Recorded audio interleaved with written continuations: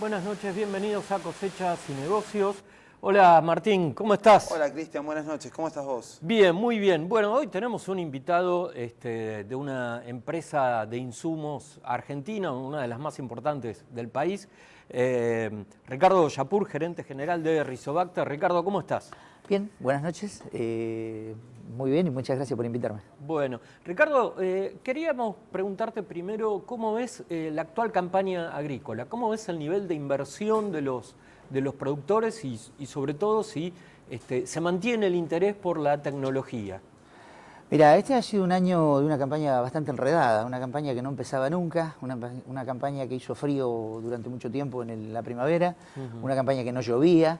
Entonces todo eso daba tiempo a que se camine más, que se den más vueltas y que se demore más la toma de decisiones. Hasta que llovió, cuando llovió empezó la campaña, pero estoy viendo que los niveles de tecnología de mucha gente, como las expectativas son complicadas y se habla de precios más baratos de soja, hace que sean un poco menores. Creo que se ha vendido bastante menos fertilizante, básicamente, que sería uno de los termómetros, pero también al sembrar menos maíz, que la inversión es muy grande y es mucho el fertilizante, creo que también algo tiene que ver esto. Pero bueno, me parece que la disminución de la expectativa o la baja de la expectativa hacia adelante ha hecho que mucha gente no se desprenda de sus activos físicos, llamarle grano de soja o de maíz que tenga guardado, básicamente de soja, y le cueste desprenderse y en función de eso aplicó un poco menos tecnología. A pesar de que probablemente se alcance una cosecha récord de soja, ¿no? El USDA estimó 53 millones de toneladas para primero Argentina, que crecemos 1 millón de hectáreas, lo cual ya tenemos un paso importante para llegar a ese número. Y segundo, hasta el día de hoy las cosas climáticamente vienen bastante bien. O sea, y digo hasta el día de hoy porque estamos entrando en un periodo de floración de maíz, estamos entrando en un periodo en algunas zonas, ya las hojas segundas están sembradas, pero en otras no están sembradas, donde se está notando algo de falta de agua. Pero si seguimos climáticamente como venimos hasta ahora, no tengo duda que podemos tener una cosecha récord. Y en cuanto a los insumos específicamente que ustedes elaboran, ¿no? Biológicos, ¿estás viendo que hay un crecimiento de la adopción por parte de los productores?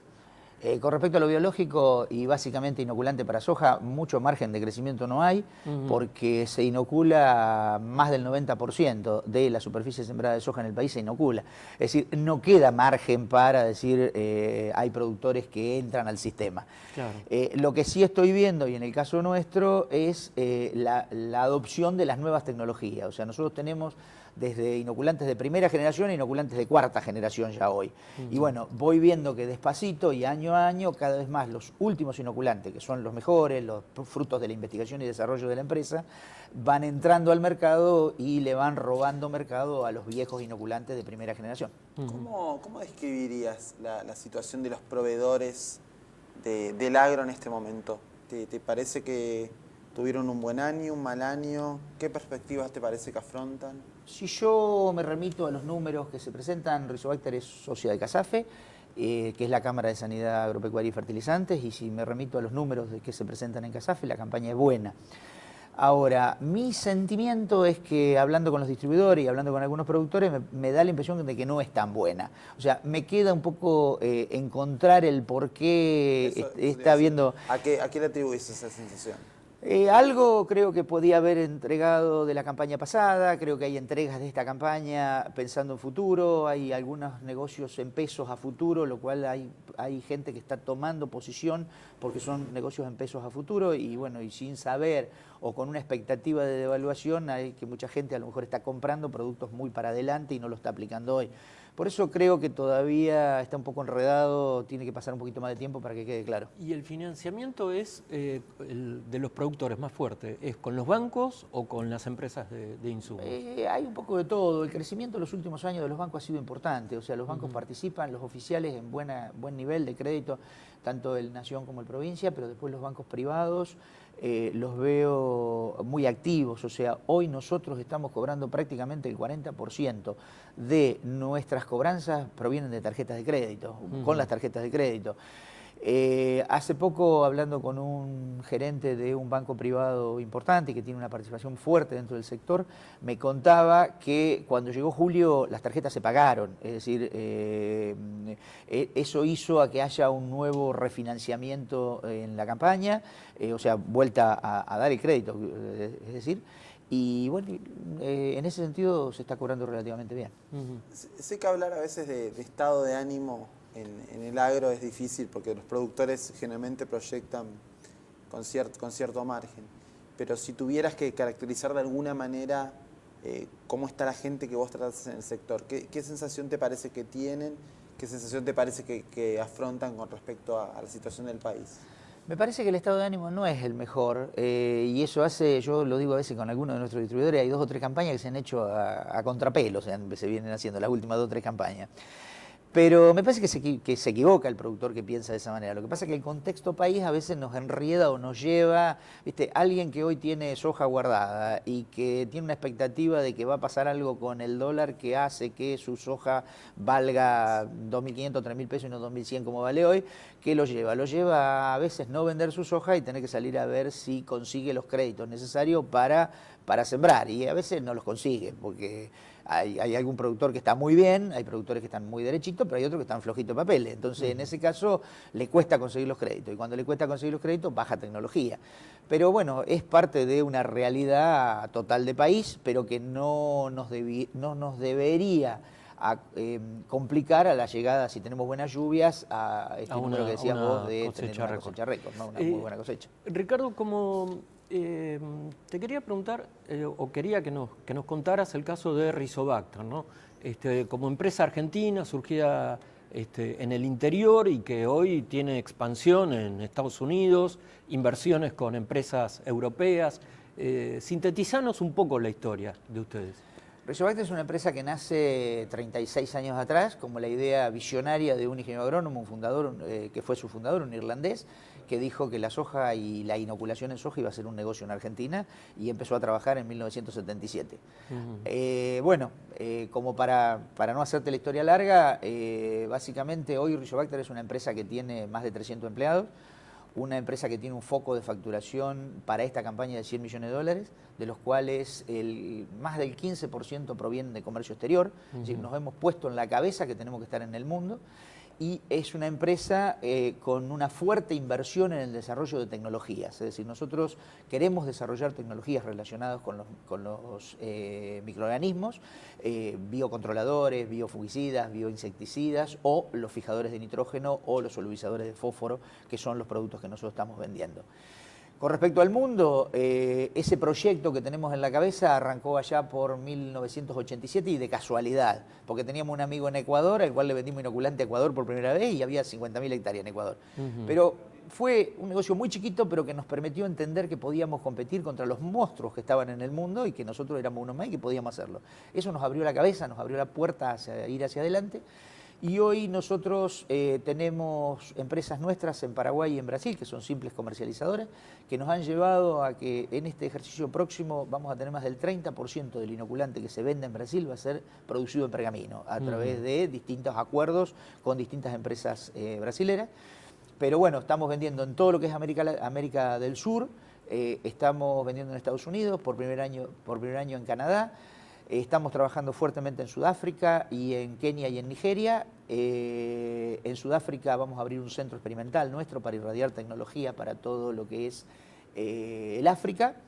Y bueno, y estamos empezando a vender en lugares insólitos para nosotros hace unos años, como era Inglaterra, los solubilizadores de fósforo, a Italia, inoculante para soja, o Ucrania, por ejemplo, en esta última campaña. La semana pasada recibimos una delegación ucraniana porque ya está un negocio cerrado y bueno, empezar a ver esos sistemas productivos que hacen 200, 300, 400.000 hectáreas como hacen en Ucrania con un solo dueño, pero todo alquilado y alquilado a productores que tienen 1 hectárea, media hectárea o 2 hectáreas, es realmente una cosa fantástica que te abre la cabeza y te hace pensar de una manera totalmente distinta. Yo siempre digo, y a veces me copió la idea Félix y la charlamos con él. Es decir, que cuando salís al mundo no solamente te traes un cheque, que es importantísimo porque es para darle de comer a un grupo grande de gente que está trabajando acá y para que la rueda siga funcionando, sino la cantidad de ideas y de proyectos que te traes cuando salís al mundo no tiene precio. Y bueno, y eso es parte muy grande de nuestro crecimiento y nuestro desarrollo.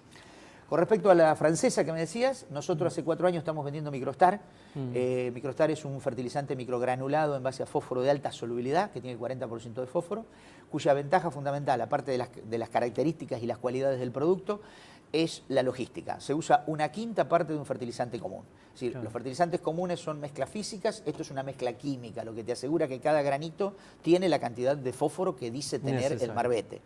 Y eso hace que se use 1/5 parte, porque es altamente soluble, entonces se termina con todos los problemas de logística que hoy tiene el productor, que no tiene que esperar el camioncito que llegue, que no tiene que esperar la sembradora para cargar, es decir, todo eso hace de que ese producto sea un producto que va a quedarse con gran parte del mercado si lo sabemos manejar en los próximos años. Bien. Esa idea se la pude vender a los franceses, claro. Y en el medio de todo esto los franceses van a venir a invertir, que vamos a hacer una planta en Pergamino que va a necesitar para construirse 20 millones de dólares.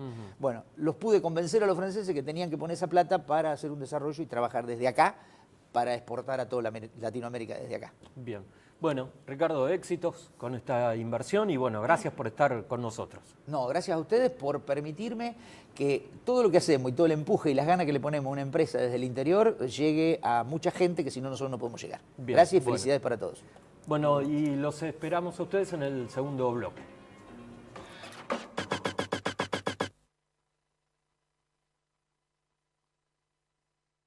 Ahora vas a disfrutar de la música de la protección continua en tus cultivos. Llegó Orquesta Ultra, el primer fungicida con Semium, la revolucionaria molécula de BASF, The Chemical Company. ¿Un instrumento? La guitarra. ¿Mermelada favorita? Rosa mosqueta. ¿Una prenda de mujer? Tanguita. Moscardelli, ¿probó con Quiniela Plus? Con Quiniela Plus tenés un pozo mínimo asegurado de 1 millón de pesos y podés ganar con 8, 7, 6 y 5 aciertos. Lotería de la provincia. Cuando elijo una super soja nidera, además de elegirla por ser una gran soja, por tener el programa de investigación, desarrollo genético y calidad más importante del país. Por su extensa red de multiplicadores y porque incorpora tecnologías como el tratamiento profesional de semillas. La elijo porque todas las campañas me dan el rendimiento que espero. Por mi compromiso, confianza y constancia. Soy tu soja, Super Soja. Nidera Semillas, genética de avanzada.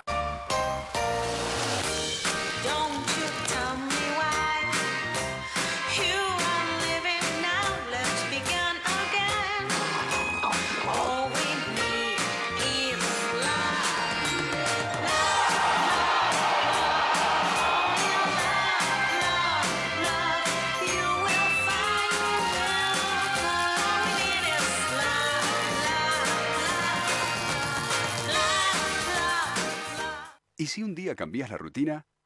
Después del fútbol se viene el asado con los amigos, pero hoy con asado de cordero. Si en la cancha sos el distinto, en la parrilla también. Cordero Patagónico Indalo. Cortes ricos y prácticos, para que vos elijas un día y lo hagas diferente.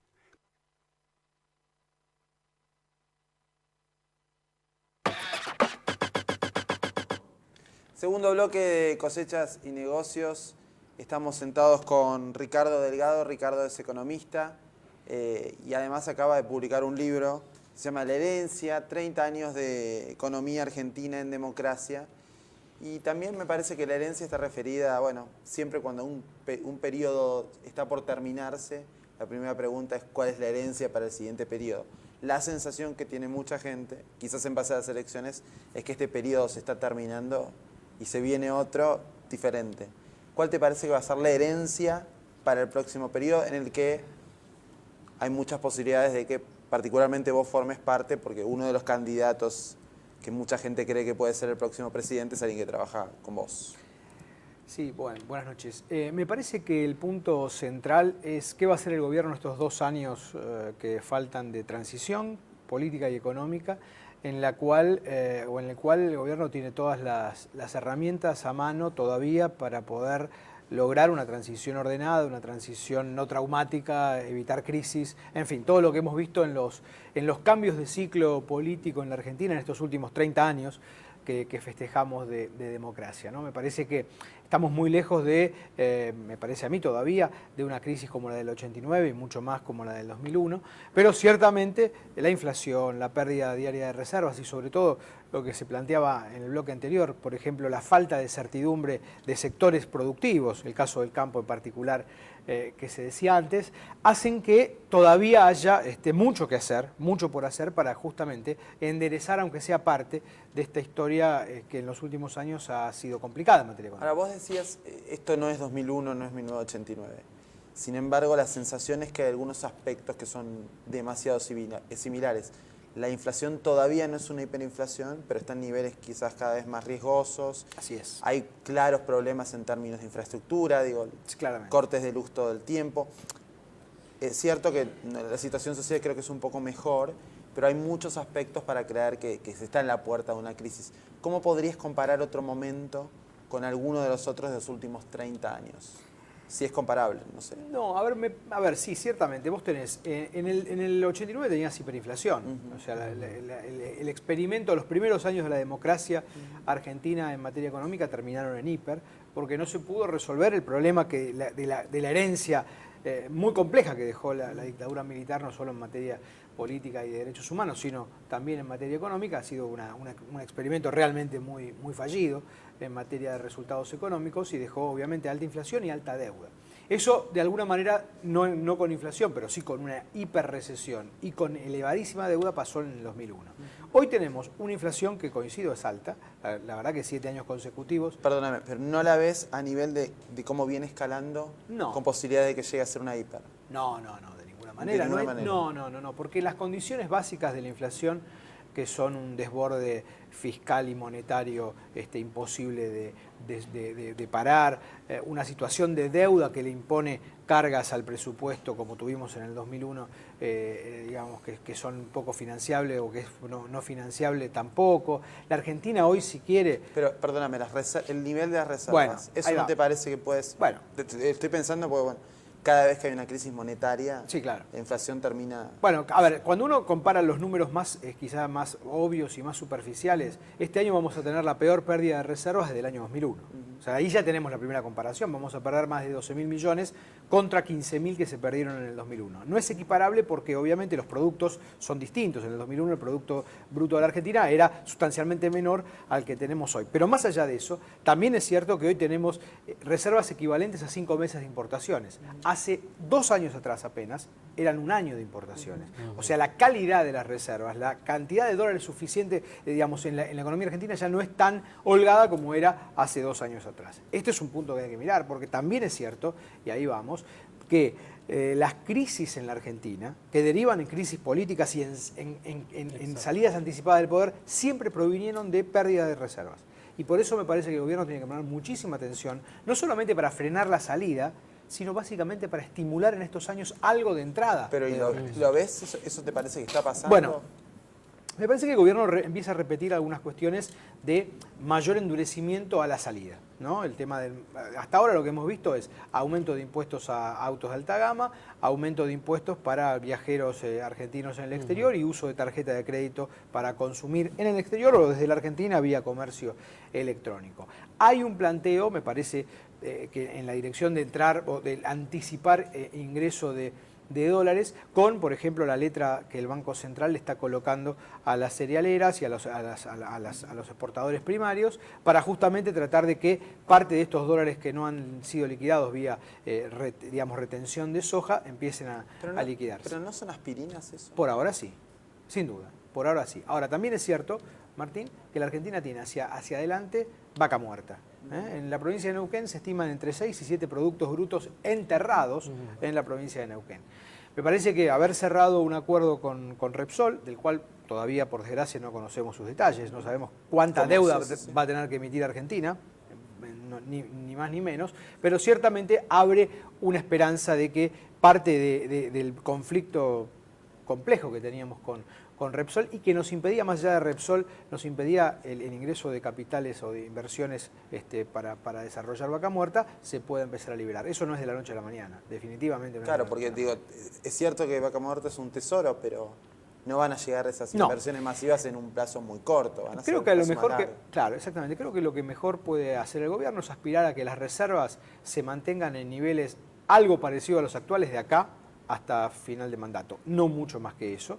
Y eso ya sería un logro muy importante, porque digamos, cuando uno como economista traza escenarios hacia adelante, digamos, hay números que terminan con reservas inferiores a 20.000 millones de dólares en diciembre de 2015. Y ese sí sería un escenario muy complejo para el gobierno que asume. Insisto, por eso, como decía al principio, hay condiciones para que estos 2 años el gobierno pueda lograr por lo menos estabilizar en niveles de 30.000 millones de dólares las reservas y evitar justamente tener una situación que cuando la sociedad, los inversores, los que toman decisiones económicas diariamente, ven que las reservas caen y caen y caen, evidentemente esto genera más incertidumbre, más procesos de cobertura, menor capacidad para desarrollar inversiones, en fin, lo que ya sabemos los argentinos. Y Ricardo, hablando de la herencia, ¿no?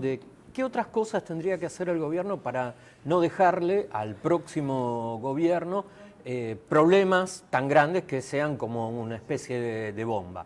Por ejemplo, con el tema inflación, control de precios. Bueno, ¿Cómo podría empezar a desatar este problema, este nudo? Bueno, creo que ese es el principal problema que tiene la economía argentina. Al final del día, el problema sobre las reservas es básicamente que los argentinos no terminamos confiando en el peso. Y esto pasa desde hace 7 años. ¿Por qué? Porque la inflación en la Argentina es sensiblemente mayor al que tiene el resto del mundo, Brasil, digamos, los países latinoamericanos, y ni que hablar los países desarrollados. Entonces, yo no creo en esta idea de que culturalmente los argentinos queremos dólares. La verdad que en los primeros años de los 2000, después de la gran crisis, los argentinos volvimos a sacar del colchón, traer del exterior dólares que teníamos fuera del sistema. ¿Por qué? Porque había baja inflación, porque se le daban horizontes de inversión, porque había estabilidad en reglas de juego, cosa que después del 2007 eso no ha pasado. Entonces me parece que atacar el problema de la inflación es el primer punto. ¿Cómo atacar el problema de la inflación? Me parece que rompiendo la lógica dicotómica que plantea el gobierno, es acuerdo de precios y congelamientos o enfriamiento de la economía, ortodoxia neoliberal, baja de gasto, baja de salario. Eso no es así. En el medio hay una cantidad enorme de opciones. Nuestra visión es que se tiene que hacer de manera integral. La inflación no tiene una única causa, no es solamente causa de que el Banco Central emite mucho, si bien es una de las causas por las que se explica que haya inflación, justamente porque ha perdido calidad el superávit, ya no tenemos superávit fiscal, las cuentas públicas hoy no tienen una situación ordenada y esto me parece que hay que empezar a resolverlo. También hay que dar señales muy claras a la inversión en muchos sectores productivos. La inversión, ergo, la oferta, ha corrido de atrás en los últimos años a la demanda y obviamente lo que no queremos es bajar la demanda, sino aumentar la oferta. Para eso hay que estimular la inversión. Hemos presentado proyectos en ese sentido y coordinar expectativas. Sin un índice de precios creíble y sin fundamentalmente una agencia estadística, un INDEC que vuelva a ser creíble, va a ser muy difícil que esas expectativas se coordinen. Ahora, vos decías, el gobierno no quiere plantearse en esta lógica de estar en un extremo o en el otro. Te voy a decir algo que me pasó a mí, quisiera que me ayudes a entenderlo. Yo nunca escuché al gobierno hablar durante mucho tiempo de no nos alcanza la plata, tenemos que hacer algún ajuste, nunca lo dijeron. No. Ahora, con la crisis de los policías lo escuché al jefe de gabinete, a Capitanich, diciendo, bueno, una situación como esta puede provocar cierto deterioro fiscal. A mí me pareció relativamente llamativo. Digo, ¿es la forma del gobierno de hacer un ajuste sin que se note? ¿Cómo estar mirando las cuentas públicas o reparar en que algunos aumentos pueden traer daños a las cuentas públicas? Yo creo que el gobierno es consciente. Me parece que, y no lo sé, creo que tienen una negación casi psicológica de mencionar la palabra inflación como un problema y siempre en estos años han ido, digamos, merodeando la cuestión, pero nunca dijeron tenemos un problema inflacionario. Acomodamiento de precios. Exactamente, pero son todos eufemismos que, digamos, esconden el problema como si los problemas no existieran si uno no los nombra. Digo, bastante tonto pensar así. Ciertamente en este último mes, con el recambio de gabinete, ha habido algunas señales en esa dirección, pero también es cierto que el gobierno ya está ajustando. O sea, el gobierno está aumentando impuestos, el gobierno está acelerando violentamente la devaluación. Digo, el gobierno anuncia aumento de tarifas, o sea, reducción de subsidios, aumento de tarifas. El problema es que estas cosas, si se hacen de manera discoordinada, sin un plan integral que las contenga, puede tener consecuencias no deseadas y no puede resolver el problema de fondo, que es bajar la inflación. La Argentina puede tener el año que viene, si quiere, una inflación que sea 10 puntos menor a la actual. De 25 a 15 se puede hacer de manera gradual. Se puede hacer dándole, insisto, certidumbre, señales, diciendo el Estado va a hacer esto, el Banco Central va a hacer aquello. Ahora, pero también puede ser que tenga que pagar algunos costos políticos que quizás no los quiera pagar. Por ejemplo, un aumento de tarifas.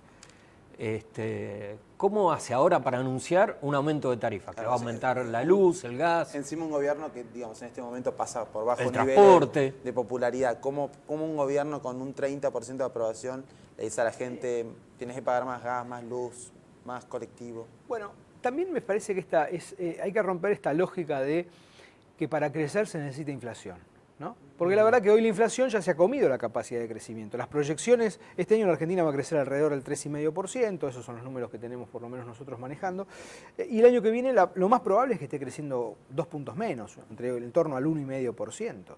Entonces, ¿por qué es eso? Porque hay menos capacidad de gasto real, de ingreso real de la sociedad, de salarios, jubilaciones, planes sociales, y también porque hay menor rentabilidad en las empresas, y en particular en las pymes. Si las empresas no tienen rentabilidad, no invierten, si no invierten, no crean trabajo. Si no crean trabajo, no aumenta el consumo. Digo, esa es básicamente la secuencia lógica. Entonces, insisto, si el gobierno insiste o cree que puede volver a sostener un esquema de 25% de inflación de acá a los próximos 2 años, evidentemente la capacidad de la Argentina de crecer va a ser muy baja y todos los conflictos sociales en particular se van a potenciar. Entonces me parece que, y ahí vamos de vuelta al inicio de mi presentación, es necesario y hay herramientas como para poder tener estos 2 años con una mejor calidad de política económica. Todavía eso no lo estamos viendo.